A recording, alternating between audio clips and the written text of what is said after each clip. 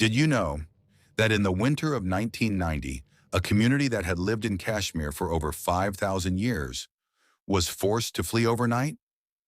That community was the Kashmiri Pandits, teachers, doctors, priests, ordinary families who had called the valley their home for generations. But in January 1990, under the cover of darkness, a terrifying slogan echoed through the valley: Raliv, Galiv, Chaliv, convert, leave, or die. These weren't empty words.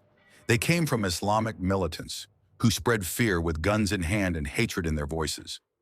Loudspeakers from mosques repeated the threats, warning Pandits that their only choices were to abandon their faith, flee their homes, or face death. And death did follow. Prominent Pandits like Tikalal Taplu were assassinated. Others were dragged from their homes and murdered. Women were raped, threatened, families harassed, and centuries-old temples desecrated. The militants left the Kashmiri Pandits with no choice: stay and risk annihilation, or flee, leaving behind their homes, memories, and heritage. In a single night, more than 1,400,000 Kashmiri Pandits abandoned everything. They walked through snow-laden roads, carrying only what their hands could hold, unsure if they would survive the journey, let alone return. It was not just an exodus. It was ethnic cleansing, a brutal campaign to erase a 5,000-year-old community from the land of their ancestors.